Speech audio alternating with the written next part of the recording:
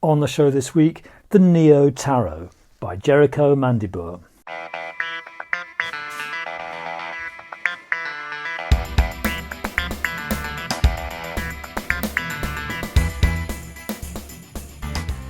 Hi everyone, it's Robert Farrer from Tea and Tarot speaking, and on the show this week I'm going to be doing a quick review and a flip through of the Neo-Tarot. I think it's going to be very quick actually. I'm in quite a bad mood because my video editing program has basically kind of died on me, so I can't do anything flashy and interesting this week. And I think I might even, because I'm such an unfair person with such a twisted personality, I might even take out my frustrations on this deck, the Neo-Tarot. I sort of said at the beginning of the year that I would try to just review decks that I liked and that I recommend. And well, I thought I liked this deck when I saw it online. And then I was in London and I was in Watkins Books, and I ran in and I said, have you got any second-hand decks that you want to sell? And it was just one of those things. There it was, the Neo-Tarot, and I'd been interested in it, and so I snaffled it up at reduced price, which I always love doing because I'm so cheap. And then got it home, ladies and gentlemen. Well, I checked that all the cards were there, and they were all there. A couple of them are slightly damaged.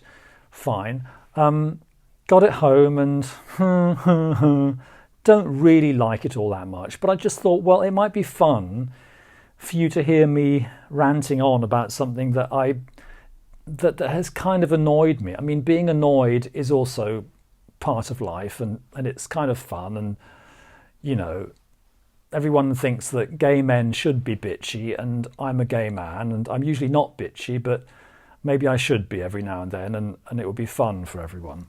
The first thing we notice is that this is the Neo-Tarot by Jericho Mandibur, and that's how it's advertised online. And then we open it.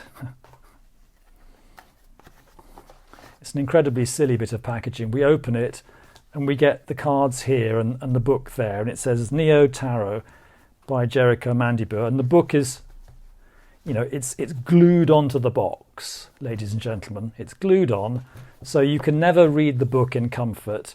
You always have to, you know, read the book, and the box is always in the way. And, you know, the book's printed on coloured paper, so unless you shine a very bright light at it, you can't even read it, and it's in very small print, which is just as well, because to be very bitchy, I don't think it's a very good book. Anyway, my point is that I think, frankly, it would have been nicer if the illustrator had been given a bit more credit. Quite often, I don't know if it's traditional, but quite often you have a tarot pack is credited to the instigator of the pack, you know, the producer of the pack, and the illustrator, like for example the Morgan Greer or the Sheridan Douglas or any of those, and it just seems a little bit off that, you know, Neo-Tarot Jericho Mandibur, that Jericho Mandibur's name is all over this thing, and it's only when we get to the front page of the book that we find out the name of the illustrator, and actually that's pretty much what happened to Pamela Coleman Smith 100 years ago, when she was, you know, so horribly exploited by A.E. Waite, and then the deck was known as the Rider-Waite for many years, and no one talked about Pamela Coleman Smith, even though she'd done all that work. And so I'm getting echoes of that. I won't talk about the book too much. It's a bit corporate, the whole thing. It's a bit sort of branded. It's rather like those people who brand, who, you know, invent a new kind of yoga and then copyright it, you know, and whereas actually what they're doing is just yoga. Or that guy who tried to copyright curry. So here, she says, what is neo-tarot? And it says, neo-tarot is about forgiving yourself. Neo-tarot is for everyone. Neo-tarot leaves the ego behind. Neo-tarot never tells you what to do and never flatters. Well, all these things are fine, but actually it's tarot that is for everyone, and it's tarot that leaves the ego behind. It's not Jericho Mandibur's neo-tarot that does those things, strictly speaking, is it? It's very modern. It's very of the moment. Each card has got a meaning, a reversed meaning, and then a self-care suggestion. So, if you draw the Eight of Swords, you've got self-care possibilities like going for a run. If you draw the Ten of Swords, the suggestion is you should go for some acupuncture. If you draw the Nine of Swords, the suggestion is that you listen to a special kind of music called binaural beats to help you get to sleep, and it goes on like that. So it's a bit gimmicky, very of the moment, very diverse. Okay, so here we are. I'm going to do a flip through, and I'm not going to, hang about because, as I say, I don't really intend to talk too long about this deck because I don't like it very much. But what I want to say is that here we are looking at the deck itself, and I've stopped moaning about the book, and the deck's quite nice. It's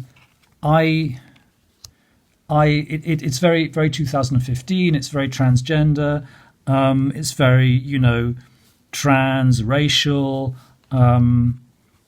It's very Matisse. It's the sort of thing which you would. It looks like the murals on the atrium of some huge, corporate building in New York or something. And I've researched this artist a little bit. What's she called again? Diana Ruitz. Probably mispronouncing that. And her work's nice. I think my suspicion is that maybe this was designed on a computer, because when you see her work on a computer screen, it's very vivid and really quite nice. I'm now shining bright lights on this deck to make it look as bright as I can, because actually it's not very contrasty. There is this beautiful design and a lot of care has gone into choosing the colours, but there's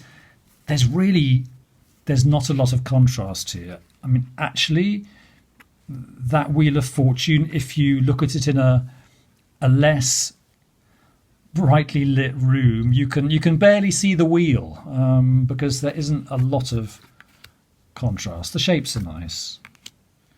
Hanged Woman. That is a clear, iconic, symbolic image that leaps out at you. There are too many, for me, there are too many mid-tones. There we have another modern couple there.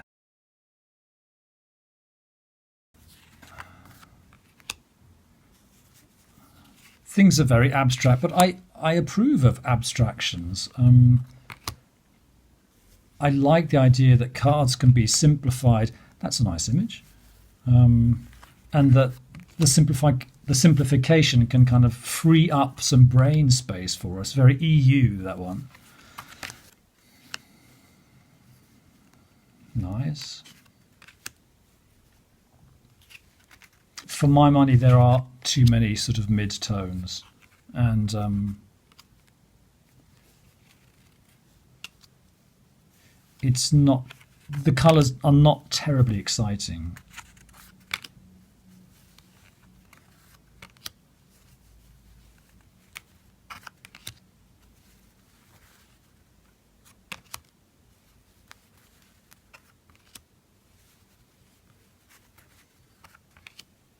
King of Cups. The bodies are monumental. They've got that heavy quality. that I think you see in monumental art in the 40s and so forth. The images are pretty faithful to Rider-Waite-Smith. You wouldn't have to learn any new meanings.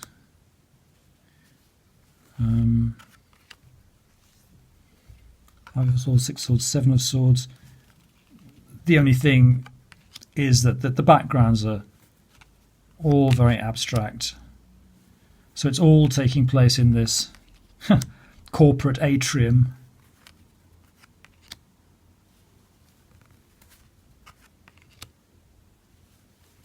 I quite like the horses. I quite like the way they're lounging around all these people. Yeah, that's quite nice. That looks like the TV tower in Berlin. Nice onesie there for the Two of Wands. These are really more or less, some of them more or less androgynous figures.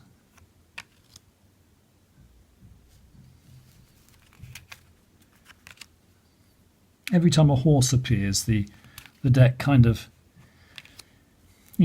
has a little, gets a little pip, doesn't it? A little bit of a buzz. A nice Eight of Buttons. Eight of Wands, Ten of Wands. There's a lot of fashion and design in this deck, which I should like. I really thought this was going to be a deck that I would read with, and this is the one card, in this second-hand, display copy that really is damaged. So that would be testing my dedication to the deck if I was to use that. Last suit, Ace of Pentacles. See if we find anything nice here. You see, that looks nice with bright lights shining on it, but turn them off, and it's all a bit muddy.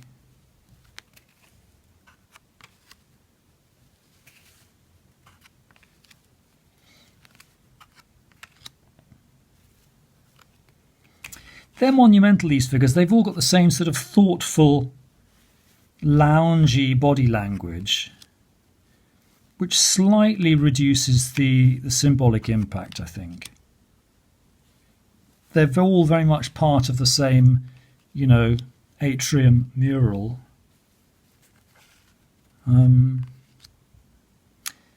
It's all very elegant. I think that's what I want to say. And I think elegance and aesthetics is completely appropriate in tarot. My first tarot deck that I used was the Aquarian deck, and that's extremely elegant. That's over elegant, and you can work with these decks, but there is something missing, I think. Queen of Pentacles, King of Pentacles, and there we go. So there you go. That was the Neo Tarot by Jericho Mandibur and Diana Ruitz, and I will be back next week with another edition of Robert Farrar's Tea and Tarot. Till then, stay well, and remember to look right and left before you cross the road. Bye.